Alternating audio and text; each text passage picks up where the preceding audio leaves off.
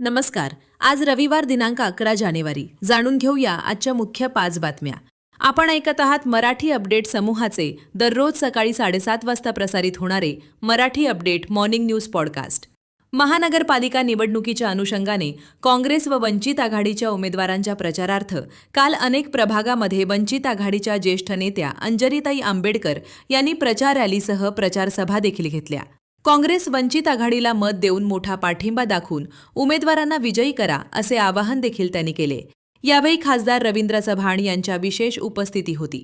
देगलूर शहराच्या न्याय इतिहासात महत्त्वाचा टप्पा ठरणाऱ्या दिवाणी न्यायालय कनिष्ठ स्तर व न्यायदंडाधिकारी प्रथम वर्ग यांच्या नूतन न्यायालयीन इमारतीचा उद्घाटन सोहळा काल अत्यंत शिस्तबद्ध व सन्मानपूर्वक वातावरणात पार पडला.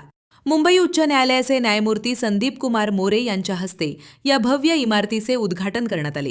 कार्यक्रमाच्या अध्यक्षस्थानी प्रमुख जिल्हा व सत्र न्यायाधीश सुनील वेदपाठक हे होते, तर मुंबई उच्च न्यायालयाचे न्यायमूर्ती नीरज धोटे हे प्रमुख पाहुणे म्हणून उपस्थित होते.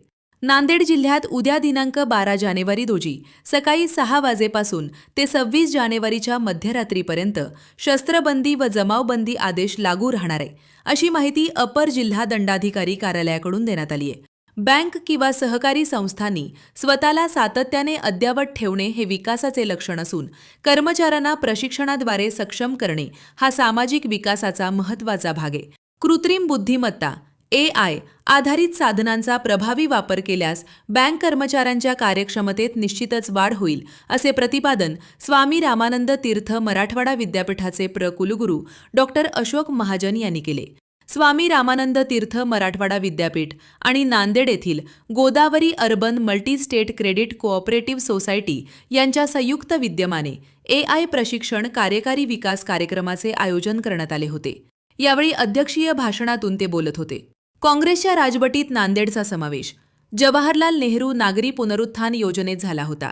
त्यातून नांदेडसाठी कोट्यवधींचा निधी मिळाला, पण मोदी सरकार सत्तेवर येताच ही योजना बंद करण्यात आली. देशात भाजपाचे सरकार आल्यापासून नांदेड अडगळीत पडले. यामुळे नांदेडकरांचा भाजपावरील विश्वास पूर्णपणे उडालाय. परिणामी स्थानिक नेतृत्वाने कितीही दावे केले तरी भाजपाचा बोऱ्या वाजणार आहे, असा ठाम विश्वास काँग्रेसचे खासदार रवींद्र चव्हाण यांनी व्यक्त केलाय. दररोज सकाळी 7:30 वाजता Marathi update morning news podcast ऐकण्यासाठी मराठी अपडेट पॉडकास्ट यूट्यूब चॅनलला सबस्क्राईब करा. धन्यवाद.